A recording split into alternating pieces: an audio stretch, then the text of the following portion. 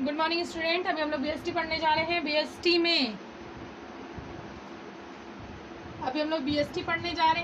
में हम लोग चैप्टर 5 पढ़ रहे थे। कल ही हमने स्टार्ट किया था चैप्टर 5, जिसे मैं आपको 2 क्वेश्चन बता चुकी थी।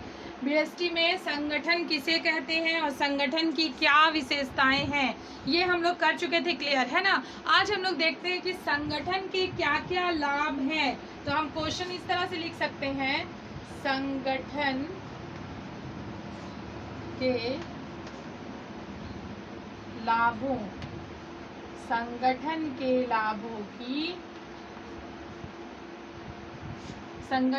लाभों की व्याख्या कीजिए, व्याख्या करें। या तो फिर हम लिख सकते हैं संगठन के लाभों को स्पष्ट कीजिए, संगठन के लाभों को बताइए। इस तरह से हम देखते हैं, एक ही क्वेश्चन को बहुत तरीके से दिया रहता है, ठीक है। लेकिन हमें सिर्फ ये देखना है कि संगठन के लाभ बोल रहा है, जहाँ पे लाभ बोल रहा है वहाँ पे हमें संगठन के सारे लाभों को लिख देना है। संगठन के निम्नलिखित बहुत सारे लाभ होते हैं, ठीक है। सबसे पहला होता है प्रबंधीय कार्य क्षमता में वृद्धि। सबसे पहला लाभ होता है प्रबंधकीय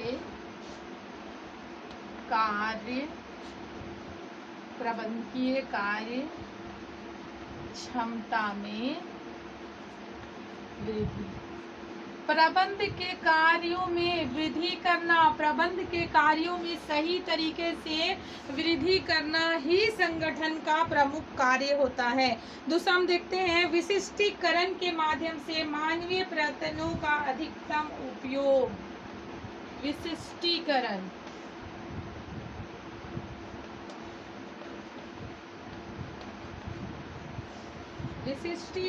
के माध्यम से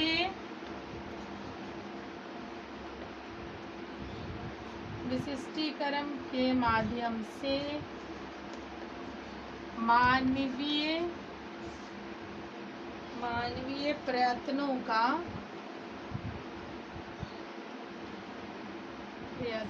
का अधिकतम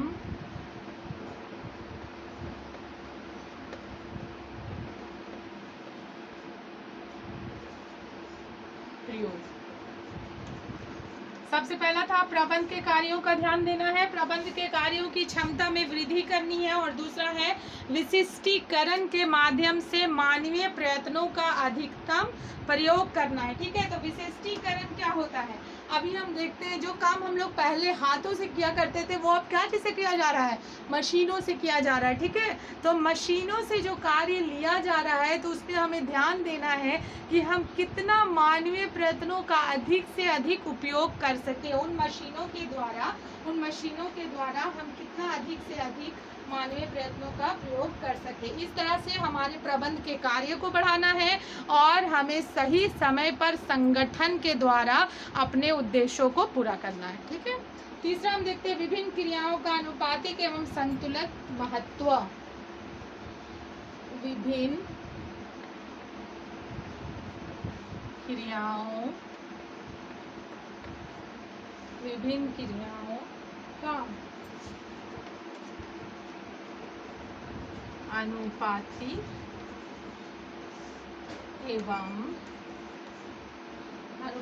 एवं संतुलित महत्व। मतलब हर कार्य को अनुपातिक और संतुलित रखना है, हर कार्य को संतुलन में रखना है, ठीक है।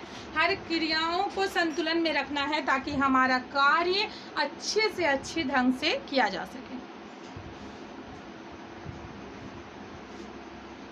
3rd नंबर तक हो गया।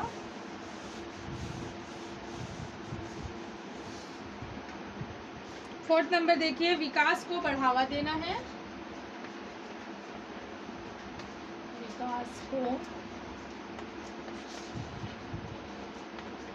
बढ़ावा देना है। अधिक से अधिक विकास हो ऐसी कोशिश करना है, ठीक है। क्योंकि प्रबंध संगठन जो है वो प्रबंध के अंतर्गत ही आता है, सिर्फ संगठन ही नहीं है बल्कि प्रबंध के अंतर्गत जितने भी कार्य होते हैं वो सभी कार्य संगठन, सभी कार्य प्रबंध को बढ़ावा देते हैं, विकास को बढ़ावा देते हैं। जो उद्देश्य की पूर्ति के लिए सारी चीज़ों को बनाया गया है उससे वो उसमें बढ़ावा देते हैं, उसको कार्य करते हैं, ठीक है। लिख लिया आपने क्वेश्चन। उसके बाद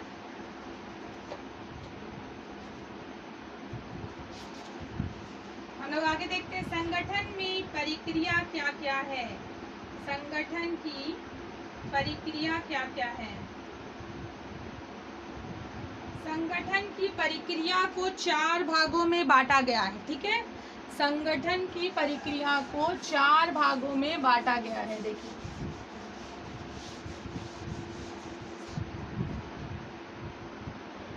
संगठन की प्रक्रिया क्या है। संगठन की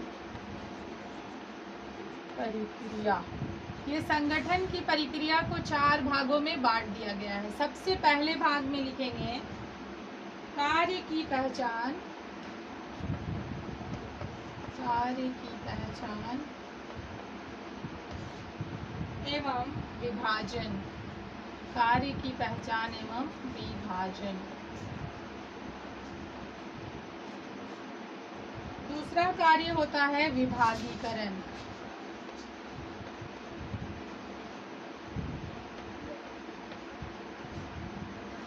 दूसरा कार्य होता है विभागीकरण। तीसरा होता है कर्तव्यों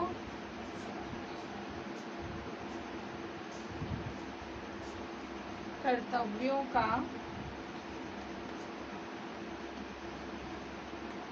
आवंटन, मतलब कर्तव्यों को बांटना, ठीक है।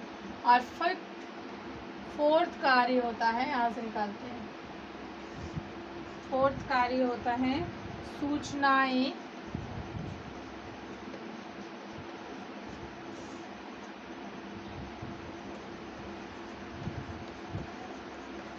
प्रेषित करने के संबंध स्थापित करना।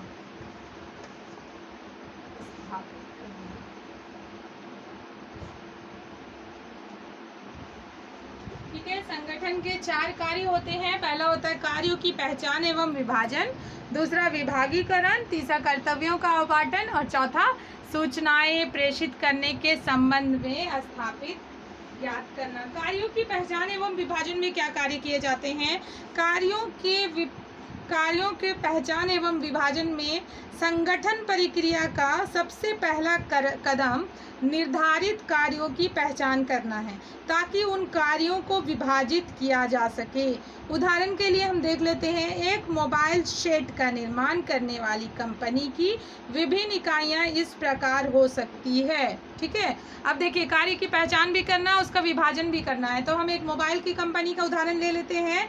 मान लीजिए एक मोबाइल की कंपनी है हमारे पास, तो उसमें क्या क्या कार्य किया जा सकता है। पहला कार्य है कच्चा माल क्रय करना, मोबाइल के पुर्जे क्रय करना, उत्पादन करना, तैयार माल का स्टॉक रखना, अनुसंधान करना, फिर उसका विज्ञापन करना, विक्रय करना, लेखांकन करना, वित्त व्यवस्था करना और कर्मचारियों की व्यवस्था करना। इतना सारा कार्य सारे जितनी भी तरह के व्यवसाय होते हैं उसमें होते हैं। कुछ कार्य इसमें कम होते हैं या कुछ कार्य अधिक हो जाते हैं, ठीक है। दूसरा हम देखते हैं विभागीकरण किसे कहते हैं। जब कार्यों को छोटी छोटी तथा प्रबंधीय क्रियाओं में बांट दिया जाता है, जब कार्यों को छोटी छोटी एवं प्रबंधीय क्रियाओं में बांट दिया जाता है तो उसमें से जो क्रियाएं समान प्रकृति की होती है उसका साथ साथ समूहन किया जाता है और इस प्रकार निर्धारण विशिष्टीकरण को सरल बना देता है, ठीक है। जब कार्य विभागीकरण का मतलब होता है कि विभाग को छोटे छोटे टुकड़ों में बांट देना, ठीक है। हमें देख लेना कि कौन सा कार्य किसके साथ रिलेटेड है, उसका एक संगठन बनाना, और जो कार्य अलग अलग कार्य करती है उसका एक संगठन बनाना। विभाग के द्वारा विभागीकरण करके हम हर कार्य को बांट देते हैं, और जब किसी कार्य को बांट देते हैं तो वो ईजी हो जाता है और उसके उद्देश्यों की पूर्ति आसानी से की जा सकती है।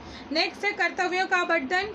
विभिन्न कर्मचारियों को कार्य का आवंटन अथवा निर्धारण अति आवश्यक है। जब एक बार विभागों का निर्माण कर दिया जाता है तो प्रत्येक कार्य को एक व्यक्ति को सुपुत्र कर दिया जाता है, ठीक है।